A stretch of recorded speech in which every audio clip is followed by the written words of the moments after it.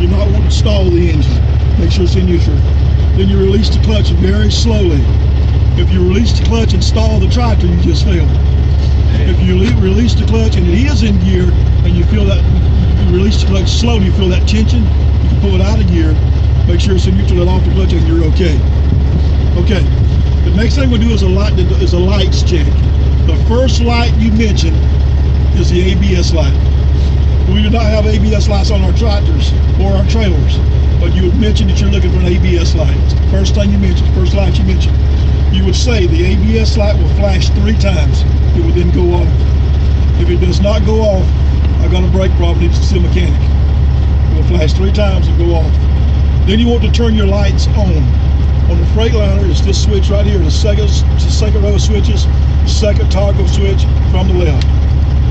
Straight up is all your lights are on. The center is neutral, there's nothing on. Bottom, straight down or to the bottom, is you have your marker lights and running lights on. So neutral is off, all the way up is up. The day that you test, go out and look at your truck, make sure you know where the lights and everything is. Okay? Now we're going to check our lights.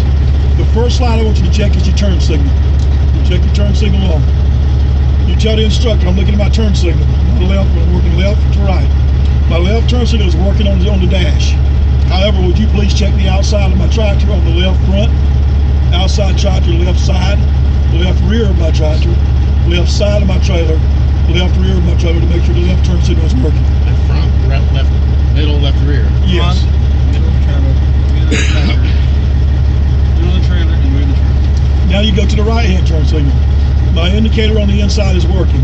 Would you please check the outside right front of my tractor, the outside right side of my tractor, the outside right rear of my tractor, the outside right side of my trailer, the outside right rear of my trailer to make sure the flash the turn There's signal is one working. halfway down the trailer on the side that it should be flashing. Use your emergency flashers. Turn your emergency flashers on. Tell the instructor they're both working on the inside. Would you please check the outside, both left and right front, both left and right side, both left and right rear of my tractor, both left and right rear of my trailer, and both right side of my trailer. Make sure they're working properly. Once that is done, you turn the emergency flashers off. Then you turn on your high beams. I'm checking my high beams. My indicator's working on the inside. Would you check the outside to make sure they're working, please? Now I'm on dim now. Would you check dim lights and make sure they're working, please? Now you want to check one more light. This is a light that a lot of people forget. Do not forget this light, a brake light. It only becomes a brake light when you do what? Apply brakes, but it's there. So you get your brakes. I'm checking my brake lights. I cannot tell it's working on the inside. Would you please check the outside rear of my tractor to make sure both brake lights are working properly? Would you please check the rear of my trailer to make sure both brake lights are working properly? You are now through with your lights. Now you want to do an instrument panel check and a safety check. A safety check and an instrument panel check. We're going to go left to right.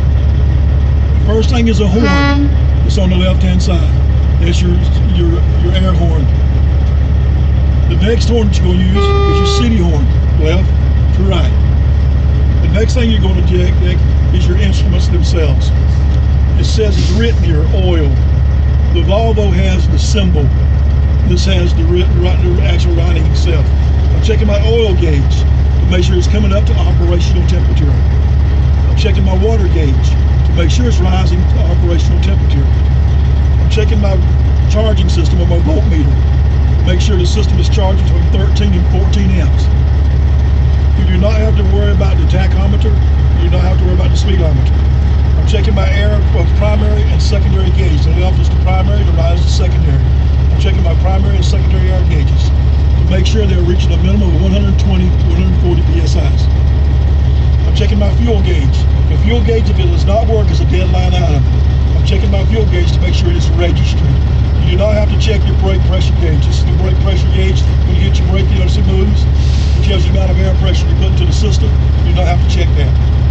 The next thing that you're going to check from left to right is your heater and your defroster. Now listen to me.